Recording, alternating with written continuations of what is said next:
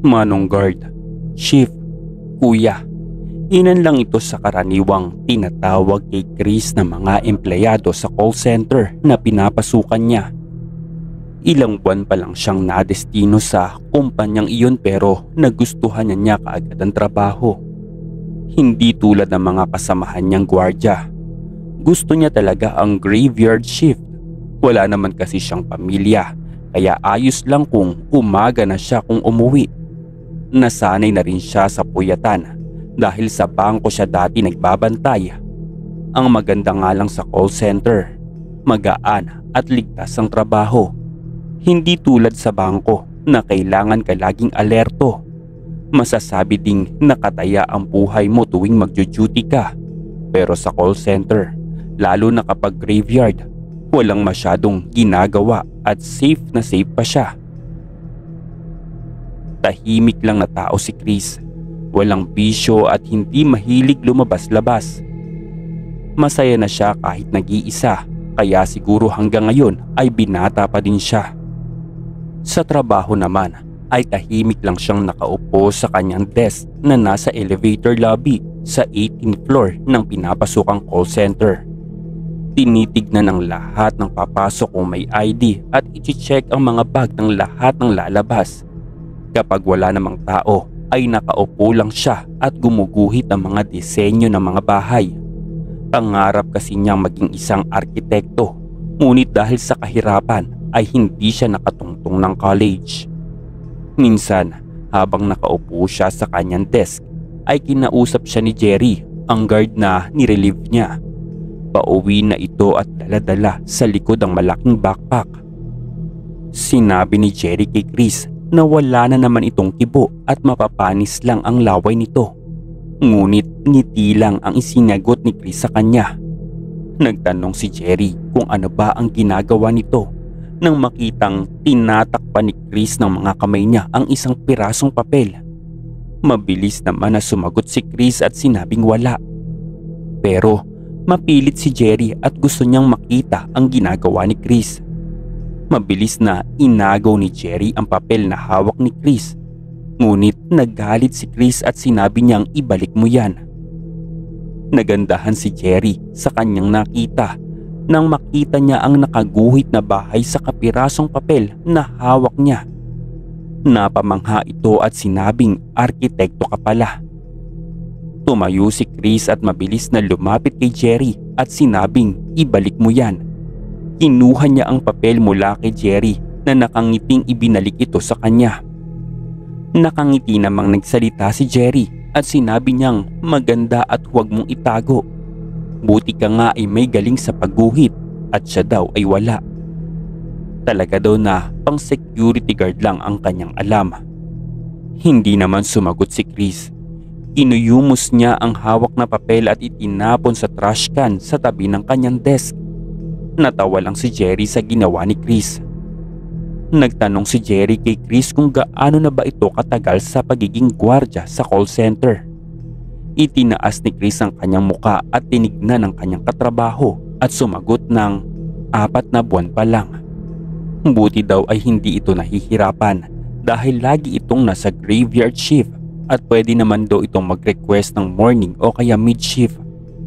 Pero umiling si Chris sa kanya at sinabi niya na graveyard talaga ang gusto ko dahil tahimik daw sa panggabi at mas nakakapag-isip siya. Sumagot naman si Jerry at sinabi niya na bago ka pa lang kaya gusto mo sa graveyard, pero pag nakita mo si Lolo. Yan ang mahiwagang pahiwatig ni Jerry sa sinabi niya. Tinignan ni Chris si Jerry at nagtataka sa sinabi ng katrabaho. Hindi ito nakatingin sa kanya kundi sa may lapag, para bang malalim ang iniisip. Napatanong si Chris kung sinong lolo. Sumagot naman na nakangiti si Jerry at sinabing wala. Ngunit halatang nababagabag na si Jerry. Pinindot niya ang down button ng elevator at mabilis namang nagbukas ang isa. Sinabi ni Jerry kay Chris na mauuna na daw siya at naiwan na si Chris sa elevator lobby. Iniisip ang sinabi ni Jerry kanina. Pero pag nakita mo si Lolo, ano kaya ang ibig sabihin noon? Iginala ni Chris ang kanyang mata. Medyo maliit lang ang elevator lobby dito sa 18th floor. Hugis parihaba ito. Mayroong 6 na elevators, 3 sa bawat gilid. Sa magkabilang dulo ay may salaming pintuan papasok sa call center. Mayroong automatic lock ang mga pinto at ang tanging mga empleyado lamang ang makakapagbukas nito gamit ang kanilang security badge. Ang desk niya ay nasa isang dulo nito. Nadinig ni Chris ang matinis na tunog ng elevator. Pagbukas nito ay lumabas ang 2 babaeng nagtatawanan. Masaya naman nilang binati si Chris. Sumagot naman si Chris sa mga ito ng "Good evening po, ma'am." At pinagmasdan ni Chris ang 2 hanggang sa makapasok na sila.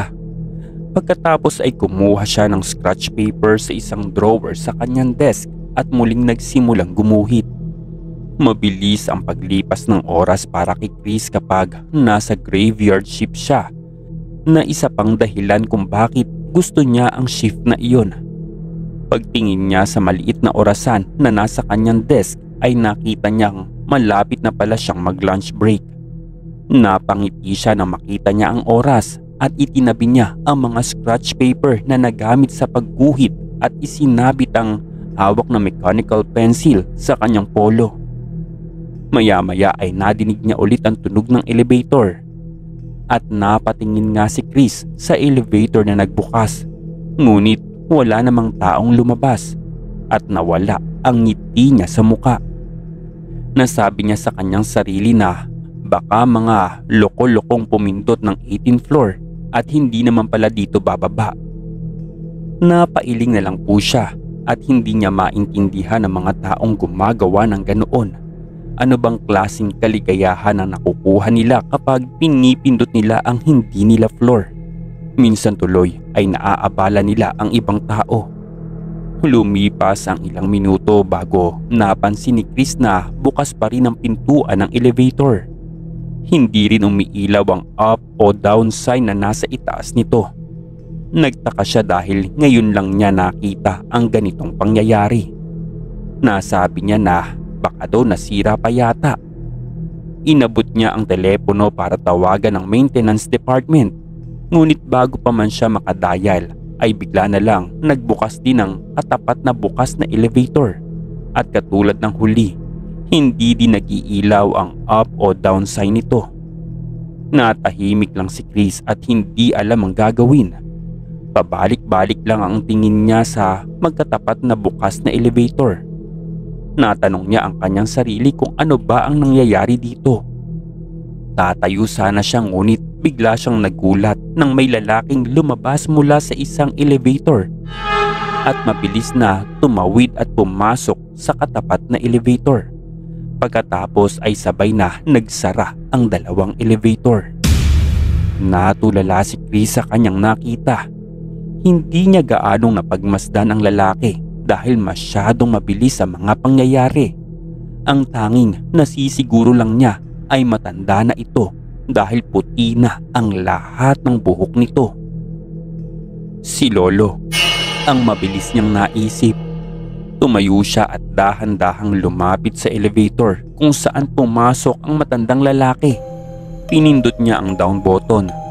Ang mga daliri niya ay nanginginig sa kaba at makalipas ang ilang minuto ay bumukas ito ngunit wala namang tao sa loob. Tinitigan lang niya ang elevator at pagkatapos ay natawa na lang siya. Nasabi niya sa kanyang sarili na ano ka ba naman? Sabay kamot niya sa kanyang ulo at bumalik na siya sa kanyang desk at pabagsak na naupo. Maya-maya ay bigla na namang tumunog ang elevator at biglang napatayo si Chris. Inaabangan ang paglabas ng matandang lalaki. Ngunit isang babaeng may buhat-buhat na malaking bag ang lumabas dito. Nag-ihigab pa ito at pumasok sa loob ng call center at halatang puyat. Napabuntong hininga na lamang siya at sinabi niya sa kanyang sarili na relax ka lang Chris at guni-guni mo lang iyon.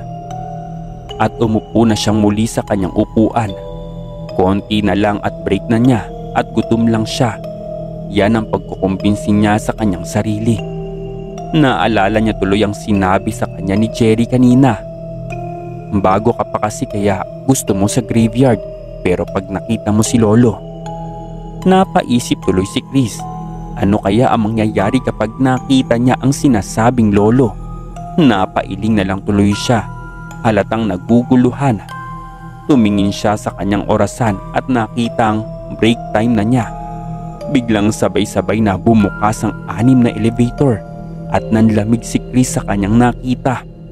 Hindi maipaliwanag ang takot na nararamdaman niya. Sinubukan niyang tumayo ngunit nanlalambot ang kanyang mga binti. Nasabi na lang niya na hindi totoo ito. Pumikit siya at pinipilit na kontrolin ang sarili. Binagalan niya ang kanyang paghinga.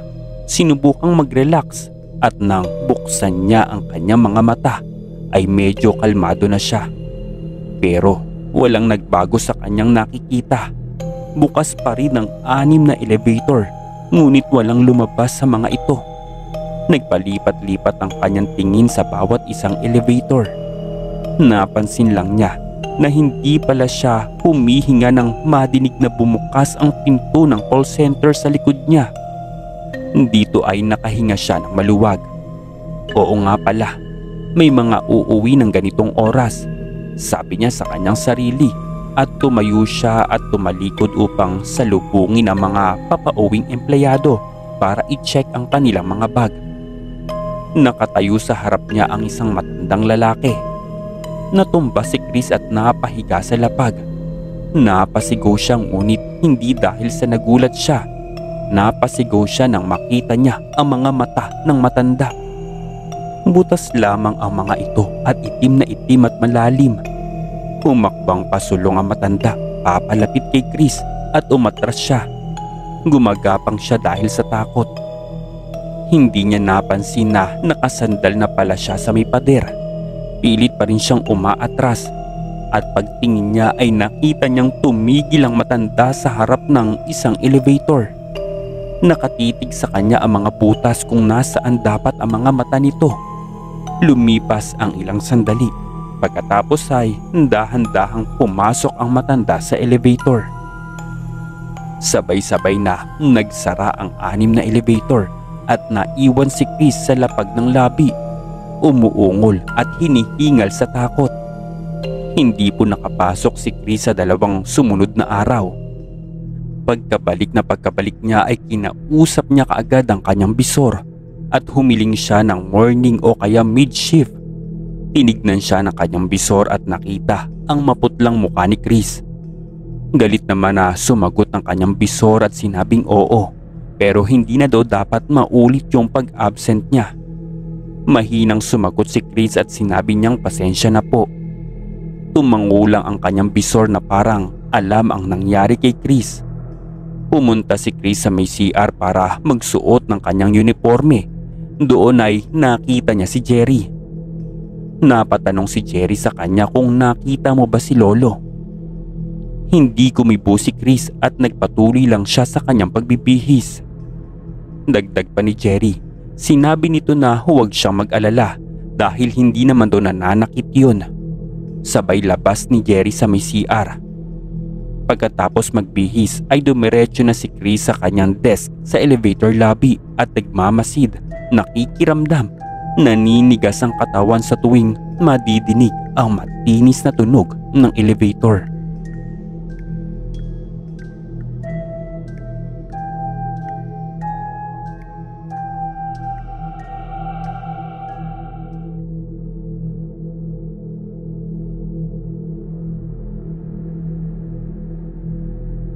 Nagtanong ang magandang receptionist kay Andrew na saan po kayo.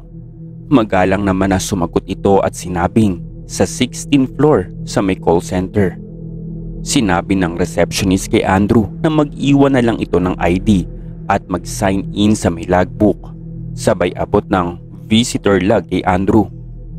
Maraming tao ang nakatayo sa harap ng reception desk na building na iyon sa may Makati. Lunes kasi kaya busy ang lahat ng mga tao. Maraming tao at iba't iba ang nilalakad nila. At tulad ni Andrew, marami din ang nagbabaka sakaling makahanap ng trabaho. Matapos mag-abot ng isang ID ni Andrew, sinabi ng receptionist na nasa dulo ang elevator lobby. Dahan-dahang naglakad si Andrew papunta sa elevator lobby. Kumakabog ang kanyang dibdib sa kaba. Ito kasi ang unang pagkakataon niyang mag-apply ng trabaho.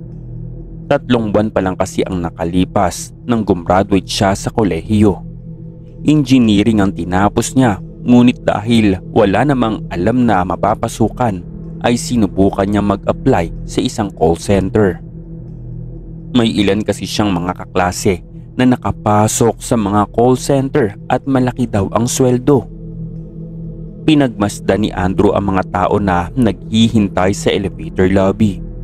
Lahat ay naka-business attire, mga naka-Amerikana, mga naka-necktie at nagkikintabang mga sapatos. Nakadama tuloy siya ng panliliit sa kanyang suot na simpleng asul na polo at lumang itim na slacks. Pagkabukas ng isang elevator ay mabilis na nag-unahan ang mga tao sa pagpasok. Wala na ding nagawa si Andrew kundi ang makipagsiksikan. Sa loob, tahimik ang lahat. Lahat ay naghihintay sa pagtigil ng elevator sa kani-kanilang mga floor. Nakailang tigil din ang elevator bago ito huminto sa 16th floor. Dahan-dahang lumabas si Andrew. Dama ang pawis sa kanyang noo. Lumapit siya sa gwardiya na nakaupo sa isang desk. Mahina niyang sabi dito na mag-a-apply daw sana siya. Sabi naman ng gwardiya na pumirma lang ito sa may logbook ulit, habang itinuturo ang visitor's log na nasa ibabaw ng lamesa. Pagkatapos pumirma ay binuksan ng gwardiya ang pintuan ng call center. Pagpasok ni Andrew ay natuwa siya nang makitang wala pang ibang mga aplikante maliban sa kanya. Bahagyang nabawasan ang kanyang kaba. Alam niya kasing maiilang siya kapag may mga kasabay siyang magaganda ang damit at magagaling mag-Ingles. Huminga siya ng malalim at lumapit sa may receptionist na nakatayo at nakatalikod sa kanya na para bang may ginagawa. Magalang na nagsalita at bumati si Andrew at sinabi niyang, "Good morning, ma'am. I would like to apply for a customer service representative position." Hindi kumibo ang receptionist. Nakatalikod pa din ito sa kanya at mukhang abala sa ginagawa. Sinimulan niyang muli magsalita at sinabi ni Andrew na, "Excuse me, ma'am. I would like to..." Hindi niya na ituloy ang sasabihin dahil biglang itinaas ng receptionist ang kanang kamay nito at pagalit na itinuro ang bakanteng upuan para sa mga aplikante. Nasabi na lang ni Andrew sa kanyang sarili na ang sungit naman ito. Umupo si Andrew sa isa sa mga bakanteng upuan habang ang receptionist ay bumalik sa kung ano man ang ginagawa nito. Nagmasid siya sa paligid. Maganda ang disenyo ng reception area. Maliwanag at makabago. Hindi rin maiwasan ni Andrew na mapangiti habang iniisip na maaaring dito siya magtrabaho. Pinagmasdan niya din ang abalang receptionist. Nakasuot ito ng asul na blouse at itim na miniskirt. Mahaba din at makintab ang buhok nito.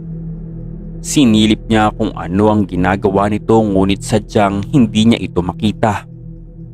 Makalipas ang ilang minuto ay biglang tumigil ang receptionist sa kanyang ginagawa. Mabilis itong naglakad at nagmamadaling pumasok sa isang pintuan malapit sa kanyang desk. Hindi rin alam ni Andrew kung ano ang kanyang iisipin. Tinitigan lang niya ang saradong pintuan kung saan pumasok ang babae. Maya-maya ay nagulat si Andrew sa nadinig na boses na nagtanong sa kanya na, "Are you an applicant?" Lumingon siya at nakita niya ang isa pang lalaki na palabas sa pintuan ng isang opisina na nasa bandang kanan niya. Nakasuot ito ng puting polo at itim na slacks. Natatarantang sumagot si Andrew at sinabi niyang, "Yes sir, I am." Nagtanong ulit ang lalaki kay Andrew habang mabilis na naglalakad papunta sa reception desk ng, "Have you been waiting for long?" Sumagot naman si Andrew na, "Not really, just for a few minutes." Ngumiti naman ang lalaki habang inabot kay Andrew ang isang application form at humingi ito ng pasensya dahil masyado daw silang busy ngayong araw. Bumalik na sa upuan si Andrew, dala-dala ang application form. Matapos na din itong pilapan ay kumuha siya ng isang resume mula sa kanyang bag. Marami din siyang dalang resume dahil balak niya mag-apply pa sa ibang call center kung hindi man siya papalarin dito. Nagtanong ulit ang lalaki sa kanya nang lumapit si Andrew sa reception desk na tapos na ba ito. Ngumiti naman si Andrew at sinabing oo. Tumayo ang lalaki mula sa pagkakaupo sa reception desk at pagkatapos ay bumalik sa kwartong pinanggalingan nito kanina. Tahimik na naupong muli si Andrew. Hindi pa lumilipas ang 1 minuto ay biglang lumabas ang babaeng receptionist mula sa pintong pinasukan nito kanina. Nasa tingin ni Andrew ay opisina niya. Nakangiti na ito at mukhang hindi na abala. Maputi ito at maganda at pwedeng maging isang model. Lumapit ang babaeng receptionist at tinanong ito kung siya ba si Andrew at sumagot naman ng oo si Andrew. Sinabi ng babae na sundan mo ko, sabay talikod sa kanya at mabilis na sinundan ni Andrew ang babae na muling pumasok sa opisina nito. Sinabi ng babae na nakaupo na sa desk nito na maupo ka. Hawak niya ang resume ni Andrew at nagpakilala ang babae na siya daw ay si Jane. Mabilis na naupo si Andrew sa bakanting upuan na nasa harap ng lamesa at kinamayan ng babae. Bumalik ang kanyang kaba at naramdaman niya ang bilis ng tibok ng kanyang puso. Pinagpapawisan din siya kahit na air condition pa ang buong floor na ito. Maya-maya ay seryoso nang nagtanong ang babae kay Andrew na, "O Andrew, why do you want to work in a call center?" Dahan-dahang huminga ng malalim si Andrew. Hindi pinapahalata na kinakabahan siya. Pagkatapos ay sinagot niya ang tanong ng babae na makailang ulit din niyang pinraktis. At sinagot naman ito ni Andrew ng buong kumpiyansa. Ngumiti naman ang babae at nagtanong ulit kay Andrew na, "What do you know about call centers?" Huminga ulit ng malalim si Andrew. Inaasahan niya na itatanong ito sa kanya kaya nakahanda na rin siya sa kanyang sagot. Pagkatapos sumagot ni Andrew, nagtanong ulit ito sa kanya ng, "Do you like pretty girls?" Halatang nabigla si Andrew sa tanong sa kanya. Hindi niya inaasahan na mayroong mga ganoong tanong sa mga interviews. Nauutal na sumagot si Andrew at sinabi niyang, "I guess. Yes, I mean, everyone likes pretty girls but for me, what is inside is also important." Natawa lang ang babae sa sagot ni Andrew. Napalunok si Andrew at ramdam niya ang pamumula ng mukha. Hindi siya makatingin sa babae at buti na lang ay nakatitig pa rin ito sa kanyang resume. Bigla ulit nagtanong ang babae kay Andrew ng, "Are you okay to work in a graveyard shift?" Nakahinga ng maluwag si Andrew. Alam niya ang isasagot sa tanong na ito. Sinagot ito ni Andrew ng maayos at tumangulang ang babae. Nakangunot ang noo nito habang nakatingin sa resume ni Andrew na para bang may parting hindi naiintindihan. Seryoso ulit na nagtanong ang babae kay Andrew ng, "Have you ever killed somebody?"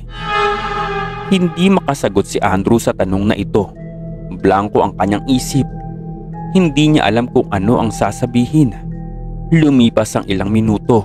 Nakatingin lang si Andrew sa babaeng nag-i-interview sa kanya. Walang kaingay-ingay sa loob din ng opisina. Sumandal sa upuan ng babae at ngumiti at nagtanong ang babae sa kanya na, "Tell me, what are your strengths?" Hindi maintindihan ni Andrew kung ano ang nangyayari. Ngunit ngayong mayroon siyang masasagot sa tanong ay sinunggaban niya na ito.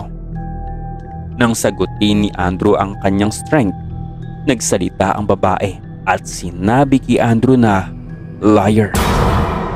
Nagulat si Andrew sa sinabi ng babae. Bagamat nakatingin pa rin ito sa resume ni Andrew ay halatang galit na ito.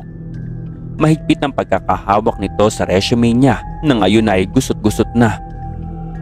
Nagtanong si Andrew nang hindi kumibo na ang babae at sinabi niya na, "Excuse me?" Pagalit na nagtanong ulit ang babae kay Andrew na, "What are your weaknesses?" Sumagot ulit si Andrew. Hindi man makapagsalita ay naguguluhan si Andrew sa mga nangyayari. Nagsalita ulit ang babae magkatapos sumagot ni Andrew at sinabing, "Liar." Pasigaw itong sinabi ng babae. Dagdag pa ng babae ay sinabi niyang, "Do you find me pretty?" Napangangalang si Andrew sa mga sinasabi ng babae. Hindi niya alam ang kanyang gagawin. Nanlalamig na ang kanyang buong katawan. Inulit-ulit ng babae ang kanyang tanong at sinabing, "Answer my question. Do you find me pretty?" Napaatras si Andrew sa kinauupuan. Takot na ang kanyang nararamdaman ngayon. Mahinang sumagot si Andrew at sinabing yes. Napahalakhak ng malakas ang babae. Tawa ito ng tawa na para bang wala ng bukas. Sinabi ulit ng babae kay Andrew na, "You're just like them. All of you are the same." Nakangiti itong sinabi ng babae sabay tumuyos sa resume ni Andrew. Ibinato niya ito kay Andrew na sinubukang umilag ngunit tinamaan pa rin sa pisngi. Maya-maya ay sumigaw na ang babae at sinabing, "I hate you. I hate all of you." Nanginginig na sa galit ang babae at kitang-kita ni Andrew ang mga ugat sa leeg nito. Matalas na ang titig ng babae sa kanya.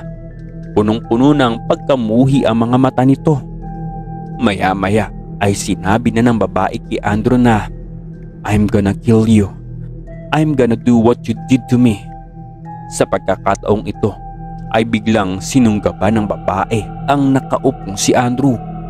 Bumagsak siya sa may lapag at isang sigaw ang pumuno sa loob ng saradong opisina.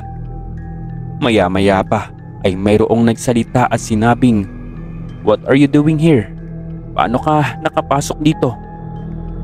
Binuksan ni Andrew ang kanyang mga mata at nakahiga siya sa lapag at nakadepensa ang kanyang mga braso sa kanyang muka. Nakabagsak ang upuan sa gilid niya. Tumingala siya at nakita ang lalaking kausap kanina sa reception area. Biglang napabalikwas si Andrew sa lapag. Nagmasid siya sa paligid. Siya lang at ang lalaki ang tao sa kwartong iyon. Walang bakas ng babaeng nag-i-interview sa kanya. Mabilis siyang tumayo. Hindi niya na pinansin ang panginginig ng kanyang binti. Ang galit na nagtanong ang lalaki sa kanya na, "Hindi ka ba makapaghintay na tawagin ka at pumasok ka na sa kwartong ito?" Hindi alam ni Andrew ang kanyang sasabihin at pinulot niya ang kanyang bag na nasa lapag at pilit na inaayos ang nagulong buhok. Sabi pa ng lalaki kay Andrew nang makita ang maputlang mukha niya, "Huwag mong sabihin may ginawa ka dito." Tinitigan ni Andrew ang lalaki. Hindi alam kung paano ikukwento ang mga nangyari. Napahikbi na at mangyak-ngyak na si Andrew at sinabi niyang meron daw nag-interview sa kanya. Tinignan lang siya ng lalaki na para bang alam na kung ano ang nangyari sa aplikante. Nagtanong ang lalaki kung si Jane daw ba ang nag-interview sa kanya at biglang namutla din ito. Nagulat si Andrew sa sinabi ng lalaki. Hindi niya alam kung paano nalaman ng lalaki ang bagay na iyon. Naalala ulit ni Andrew ang galit na mukha ng babae. Bumalik ang takot tuloy na nararamdaman niya kanina. Mabilis na sinabi ni Andrew sa lalaki at sinabing sorry at kailangan na daw niyang umalis at nagmamadali itong lumabas ng kwarto. Pagkalabas ng call center ay sumakay kaagad siya sa isang bukas na elevator at pinindot ang ground button. Hindi na rin niya nadinig na tinatawag siya ng gwardya upang pumirma sa visitor's log. Pagkabukas ng elevator ay tumakbo siya. Hindi niya alam kung saan siya pupunta. Basta ang alam niya ay kailangan niyang makalayo. Nawala na sa isip niya ang iniwang ID sa reception kanina.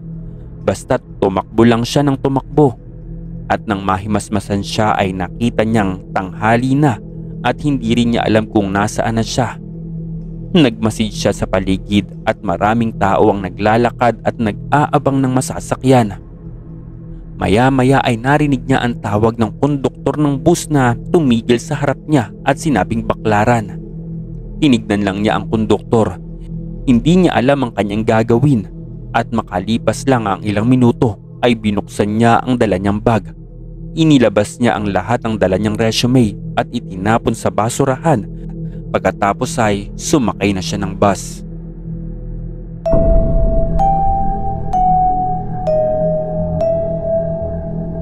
Istorya Tagalog Horror Stories.